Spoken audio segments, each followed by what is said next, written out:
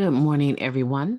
My name is MightyStream, and I am going to do your December the 22nd spiritual principle of day in a meditation. I hope you're doing well this morning. Brought to you by Hope Through Navigation, and this is our Hood Recovery Services. I want to welcome all of the new subscribers. I'm seeing you out there.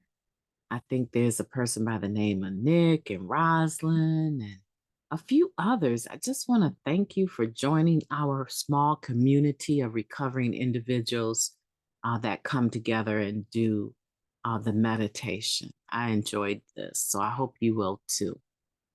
Welcome aboard.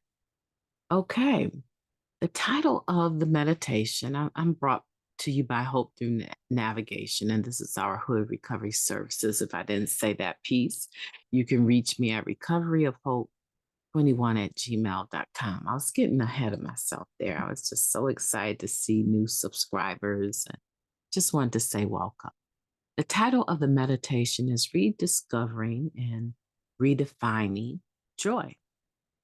As addicts, we know the pain of addiction, but we also know the joy of recovery we have found in the Fellowship of Narcotics Anonymous. Basic text preface to the first edition. Many of us related very well to the first time we heard the line, "We could not live and enjoy life as other people do." Enjoyment and joy become rare when we're caught up in the disease. Addiction was like putting tons of salt on all my food, an addict shared. Putting salt makes the food seem bland for a while. But then I can start to taste the actual flavors. Early on in recovery, I thought everything was boring and dull, but it turns out it was just for me. Being in recovery and working a program allows us to rediscover or redefine joy for ourselves. My home group members go bowling together nearly every week. A member shared, "I think bowling is just about the lamest possible activity, and yet I won't miss it for the world. We bowl badly, make a big ruckus, and laugh nonstop. We experience life in a new way, and different life experiences shape our perspective on joy." Developing a taste for the more subtle flavors life has to offer takes time. We learn a lot by listening to other members. Joy is contagious. A member shared, "A home group member who is a parent always shares so seriously about silly things like potty training, then laughs about it. I don't even like kids, but those stories make me laugh too. It's helping me not take myself too seriously." The steps offer a path out of self centeredness toward contentment. It works. How and why describes it this way: we've begun to see that God's will for us is the ability to live with dignity, to love ourselves and others, to laugh, and to find great joy and beauty in our surroundings. Getting to this place, living and enjoying life as other people do, takes a little bit of patience and the willingness not to take ourselves seriously all the time. Life is good when I let it be. I will find something to laugh at today, even if it's just myself. What a powerful meditation, rediscovering and redefining joy. And I just want to say to the newcomers that are listening, and to maybe even those that are not even self proclaimed recovering addicts, I just want to say that this ability to stop putting salt on everything we have, to change our perception of the flavor, is a part of our recovering process. It's a part of resetting. Do you guys know what the olfactory bulb is? It's inside your nose, and it creates a sense of smell for you. And when it goes haywire, it's really problematic. And if your sense of smell, or if you're not able to smell, you're also not able to, how will I say it, taste food for what it is or properly. For some reason, smell and taste go together.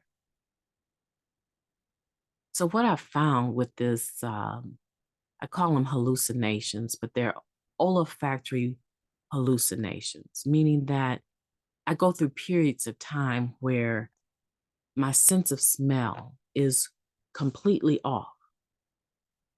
And what I use to reset it is a bottle of lemongrass oil, a bottle of grapefruit oil, and a bottle of lavender oil. And when my sense of smell is off, per my doctor, I just need to sniff these particular strong scents, right? Even peppermint is okay.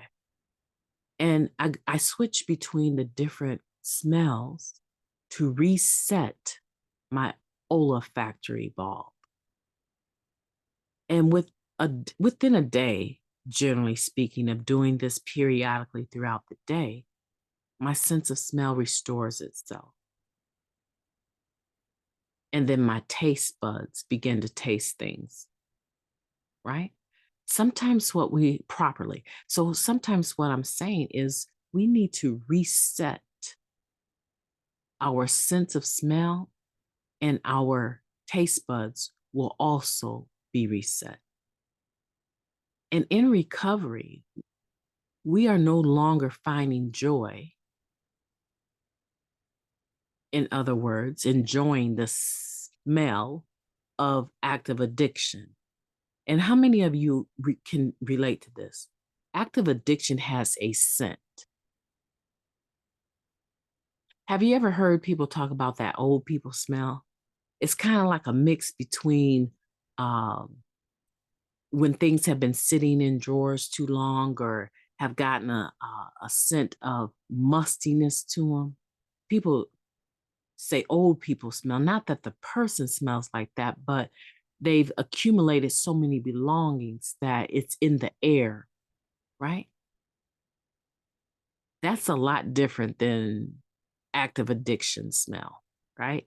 Active addiction smell has a whole different smell, right? So we no longer have the sense for that. It's not attractive to us. We're not accustomed to it anymore. The things that we used to do and say and behave, the ways that we behave, don't fit us anymore. And we can tell with our six senses. You like that, don't you? Our six senses. We can tell when we're out of order. We can tell when we're beginning to become complacent. We can tell when we're so intolerant of other people's enjoyment of recovery. We can tell when we're starting to become willing to accept the scent of active addiction again. Many of us coming up on the holiday are going to be put in some very wet situations, or we're going to allow ourselves to be in some wet situations. And those situations are going to have a scent to them. They're going to have a smell to them. They're going to reek of joy, right? Jolly good time. But in reality, those behaviors that come with that don't fit us anymore. Our sense of joy comes more from fellowshipping with others that have a like mind about recovery. our sense of joy can come from having bowling events with other recovering people, or just going out for coffee at Denny's or Michelle's or IHOP, and just having a meal with other recovering individuals. And we get each other, we understand each other, and we learn that we can laugh at things that we never would have laughed at before. We've gotten rid of all of the salt and all of the fixings and flavoring that have to go on life called dope, right? And we replaced it with joy and hope. That's what we've done. And I want to encourage you, right? Because I'm not going to be able to talk with you much longer on this meditation. But I want to encourage you to ask your higher power to reset your spirit, reset your olfactory bulb in a spiritual sense, reset your mind and your heart so that what used to be enjoyment to you is no longer enjoyable, but recovery is enjoyable. Staying clean is enjoyable. Fellowshipping with others is enjoyable. Laughing again is enjoyable. Being able to not take yourself so seriously, and helping others that you encounter in the fellowship not to take themselves so seriously. There have been many a people during the holiday season that take their will back. They go back to adding salt to everything, and they get so disgusted with themselves that they purposely overdose. They take their lives out there because they don't want to have to come back to the rooms one more time and say, I got one day, or I just have for today. They take themselves very seriously, and they beat up on themselves, and they quit the game of recovery. Don't let that be you. However, equally as important is don't let it be the addict in recovery that you have access to. Call your friends in recovery. Call them up, check on them during this holiday season, and say, hey, I just want to check in with you. I got about an hour at 2:00, and I just want to see if you want to meet me at Denny's for a hot cup of coffee. It's on me. I just want to meet with you. I just want to check in with you and make sure you're okay. Or what are you doing? Yeah, I'm just sitting here watching Netflix. You want to come by and watch a movie with me? Or let's just have a conversation. Matter of fact, we can get on Zoom for free, or we can Messenger, or we can FaceTime, right? Let's just have a face-to-face over the internet, a virtual meeting. Just really quick, let's do the just for today and take 15 minutes a piece sharing, because even Zoom will give you free 40 minutes, right? I want for you to check on one another, and I want for you to ask your higher power to give you a new sense of what real enjoyment is, with all of the extras that come with active addiction. My name is MightyStream. I love you guys. You're amazing. I want for today to be the most beautiful December 22nd that you've ever had. 12/22/22. That's a whole bunch of twos, right? And it says that it only takes two to make a meeting. Hear me out. It only takes two to make a meeting. So I ask that God would give you the grace for meeting with other recovering individuals and enjoy this holiday season in a manner that you have never enjoyed before. Take care, and I will be talking to you tomorrow.